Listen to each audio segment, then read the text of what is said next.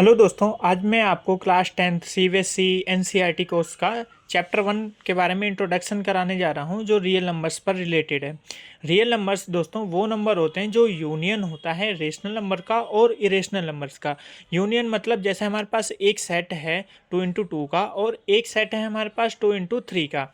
अगर हम इन दोनों में देखें तो हमारे पास 2 कॉमन है, वो हमने यहाँ पर लिख लिया, और एक 2 ये लिख लिया और एक 3 ये लिख लिया, मतलब पहले कॉमन और बाकी सारे। ऐसे को हम बोलते हैं यूनियन, ऐसे करने को हम बोलते हैं यूनियन। तो रेशनल नंबर का और इरेशनल नंबर का अगर हम यूनियन निकालते हैं तो वो हमारा एक रियल नंबर होता है। जैसे रियल नंबर जो होते हैं वो नंबर लाइन पर ड्रॉ किए जा सकते हैं, यानी हम बोल सकते हैं कि नंबर लाइन पर ड्रॉ किए जाने वाले सारे नंबर्स जो होंगे वो रियल नंबर होंगे।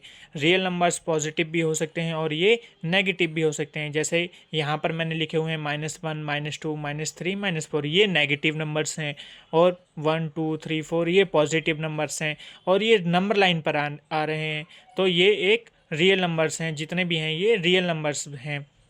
अब मैं एक एग्जांपल लेता हूँ आपको समझाने के लिए कि 3/2 एक रेशनल नंबर्स है। रेशनल नंबर्स वो नंबर्स होते हैं जो P/Q की फॉर्म में होते हैं, तो 3/2 एक P/Q की फॉर्म में है। अगर हम इसको डिवाइड करें तो 1.5 आएगा। तो हम यहाँ पर इसको लिखकर दिखा सकते हैं कि एक ये रेशनल नंबर है और साथ के साथ ही एक नंबर लाइन पर आ रहा है, तो एक ये रियल नंबर है।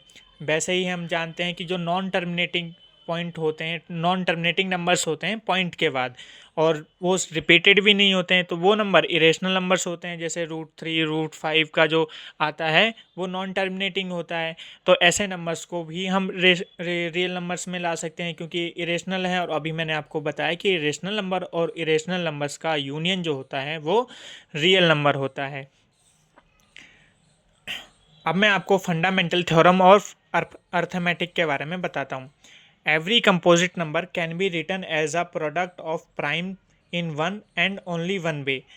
और दूसरी तरीके से समझें तो every integer greater than 1 can be written as unique product of prime numbers.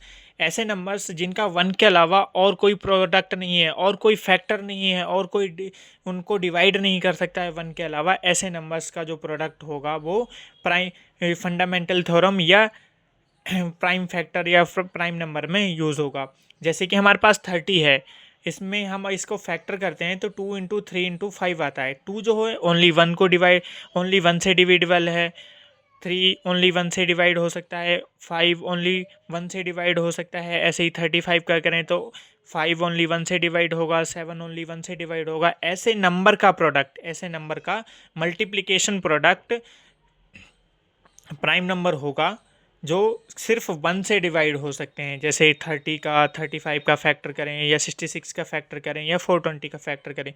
420 में 2 जो है वो 2 बार आ रहा है, लेकिन इनको ये जो है सिर्फ 1 से डिवाइड हो सकता है। यहाँ पर भी ये सिर्फ 1 से डिवाइड हो सकता है। ऐसे ये सारे नंबर्स का जो प्रोडक्ट होगा वो प्राइम नंबर होगा यदि वो if every number only divisible with 1। अब मैं आपको एलसीएम और एचसीएफ जो हैं वो प्राइम फैक्टर से कैसे निकाल सकते हैं।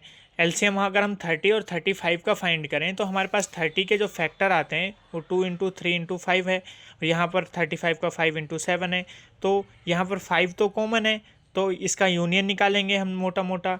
तो 5 कॉमन वो एक होगा, और 2 × 3 × 7, तो ये सारे नंबर्स का अगर हम करें मल्टीप्लाई 2 × 3 × 5 × 7 तो 210 आएगा।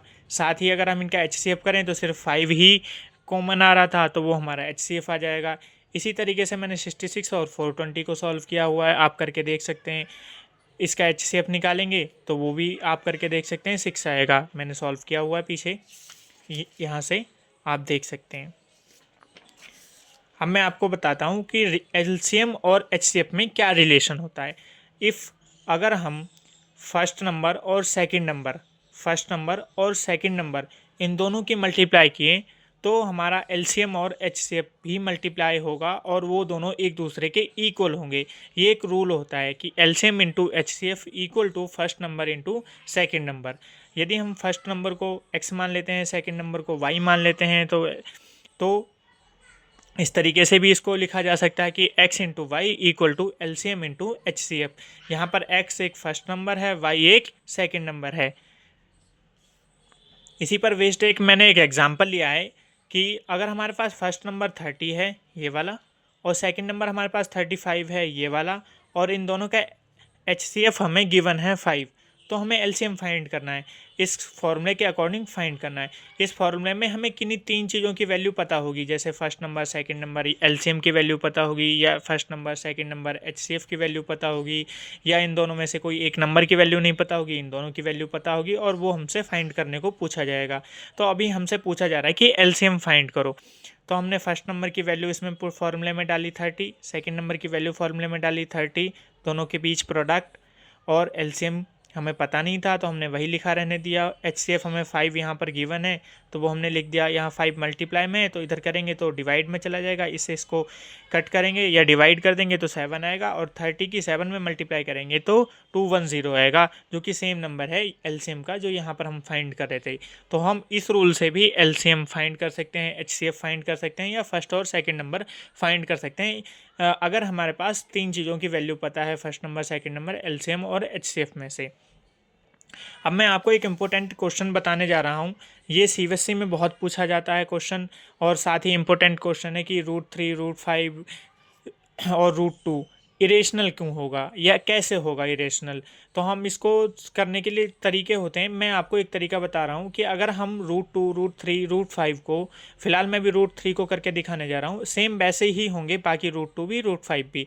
तो अगर हम इसको ये प्रूव कर दें कि ये रेशनल नंबर नहीं है, √3 not be a rational number, तो इसका मतलब ये एक इरेशनल नंबर होगा।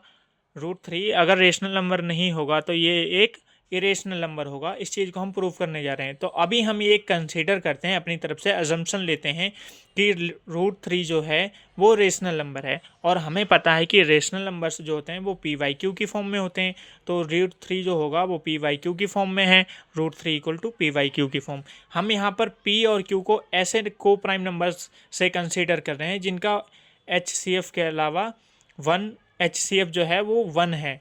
या को प्राइम नंबर्स दोस्तों वही नंबर्स होते हैं जो सिर्फ 1 से ही डिवाइड होते हैं, या उन दोनों के बीच जो फैक्टर कॉमन होता है वो ओनली 1 होता है, जो मतलब P को भी सिर्फ 1 ही डिवाइड कर सकता है, Q को भी सिर्फ 1 ही डिवाइड कर सकता है। ऐसे नंबर को प्राइम नंबर्स होते हैं, और इन दोनों में अगर हम HCF फाइंड करेंगे तो सिर्फ 1 ही निकलेगा, क्योंकि दोनों का ही जो फैक्टर है वो कॉमन फैक्टर जो है वो 1 है। तो मैंने यहाँ पर लिखा हुआ है कॉमन को इसमें कि को प्राइम नंबर्स वो नंबर्स होते हैं जिनका HCF ओनली 1 होता है, और P और Q का यहाँ पर जो है को प्राइम नंबर उनका 1 के अलावा और कोई फैक्टर नहीं है। अब हम इसमें इक्वेशन में थोड़ा सा खेलना चालू करते हैं कि √3 = PYQ, हम दोनों तरफ में इसमें स्क्वायर कर देते हैं। तो यहाँ पर 3 = P²/Q² आता है, यहाँ पर अपॉन में ये 1 लिखा है, 3/1। इसके हम बाई क्रॉस मल्टीप्लाई करते हैं तो 3Q², 1 की P में करते हैं तो P²। अब ये 3P² एक = P², 3Q² = P² एक ऐसा नंबर बन चुका है जैसे कि 3 × 2 = 6। मैं दोबारा समझाने की कोशिश करता हूँ कि 3 की मल्टीप्लाई Q में हो रही है तब P बनता है, 3 की मल्टीप्लाई Q² में हो रही है तब P² बनता है। दोबारा से मैं बताता हूँ, 3 का मल्टीपल 3Q² में करने पर P² बनता है, जैसे कि 3 की मल्टीप्लाई 2 में करने पर 6 बनता है, 3 की मल्टीप्लाई 2 में करने पर 6 बनता है। तो इस तरीके से हम समझें तो 2 से भी 6 को डिवाइड किया जा सकता है, और 3 से भी 6 को डिवाइड किया जा सकता है। यानी इसको मतलब क्या है कि 6 को हम 2 से भी डिवाइड कर सकते हैं, और 6 को हम 3 से भी डिवाइड कर सकते हैं। तो इसका मतलब इसी तरीके से यहाँ पर भी हम P को हम Q से भी डिवाइड कर सकते हैं, P को हम 3 से भी डिवाइड कर सकते हैं। तो अगर 3 से हम P को डिवाइड कर सकते हैं, P² को डिवाइड कर सकते हैं, तो इसका मतलब 3 को हम P को हम 3 से डिवाइड कर सकते हैं, P को हम 3 से डिवाइड कर सकते हैं। इसको हम इक्वेशन 1 मानते हैं, इसको हम इक्वेशन 2 मानते हैं। तो हम जानते हैं क्योंकि यहाँ पर 3 के साथ 2 की मल्टीप्लाई हो रही थी, 3 के साथ एक नंबर ऐसा आ रहा था तब हम 6 पा रहे थे। वैसे यहाँ पर 3 के साथ एक Q नंबर आ रहा है तब हम P² पा रहे हैं। वैसे ही यहाँ पर 3 के साथ हमने कंसीडर कर लिया कि 3 के साथ एक नंबर A है तब हमें P मिलता है, 3 के साथ एक नंबर A है तब हमें P मिलता है। अब इस वैल्यू को हम इक्वेशन 1 में पुट करते हैं। इक्वेशन 1 में पुट करेंगे तो 3Q² पी की वैल्यू हमने 3a² पुट कर दी, इनका स्क्वायर सॉल्व किया, 3q², 3 का स्क्वायर 9, a का स्क्वायर a², इधर 3 मल्टीप्लाई में था, इधर आके डिवाइड में, और इसको कट कर देगा तो 3a² आ जाएगा। q² equal to 3a²। अब सेम यही बात यहाँ पर जो हम बोल रहे थे वही बात यहाँ पर आ गई कि 3 के साथ कोई प्रोडक्ट है, कोई ऐसा नंबर है जो उसको मल्टीप्लाई करने पर q² मिलता है, यानी 3 से भी q डिवाइड होगा और a से भी q डिवाइड होगा। तो 3 से q डिवाइड हो रहा है, q² डिवाइड हो रहा है, और 3 से q डिवाइड हो रहा है उसी तरीके से जैसे कि हमने यहाँ पर किया था। तो इसका मतलब हमें इक्वेशन 2 और 3 से हमें पता चलता है कि p और q को कोई एक और नंबर 1 के अलावा, एक के अलावा एक और नंबर कोई ऐसा है, 3 एक ऐसा नंबर है जो p और q का कॉमन फैक्टर है, यानी p को भी 3 से डिवाइड हो सकता है और q भी 3 से डिवाइड हो सकता है। लेकिन हमारे पास को प्राइम नंबर में क्या था कि HCF ओनली 1 होगा, यानी 1 ही से p डिवाइड होगा, 1 ही से q डिवाइड होगा। लेकिन अभी हमें पता चलता है कि 3 से p भी डिवाइड हो रहा है, 3 से q भी डिवाइड हो रहा है। इसका मतलब जो हमने रेशनल इसको कंसीडर किया था वो रेशनल नंबर नहीं है, हम अपने एजम्पशन में रॉन्ग हो गए, गलत हो गए। तो इस क्वेश्चन 2 और इक्वेशन 3 से हमें पता चलता है कि 3 is a also common factor of p and q। 3 जो है वो एक कॉमन फैक्टर है p और q का, 1 के अलावा, एक के अलावा p और q का जो कॉमन फैक्टर है वो 3 है। तो इसका मतलब है this makes are assumption wrong, दस √3 इज रेशनल नंबर। तो हमने प्रूव कर दिया कि √3 एक इरेशनल नंबर है। ये एक इम्पोर्टेंट क्वेश्चन है आगे के लिए, आप इसको ज़रूर प्रिपेयर करें, और साथ ही ऐसी वीडियोस के लिए इस चैनल को लाइक, शेयर, सब्सक्राइब करें। और एसएससी से रिलेटेड इस चैनल पर वीडियोस आती रहेंगी, तो नोटिफिकेशन बेल को दबाएं और नई नई वीडियोस को ज़रूर से देखें। Thank you.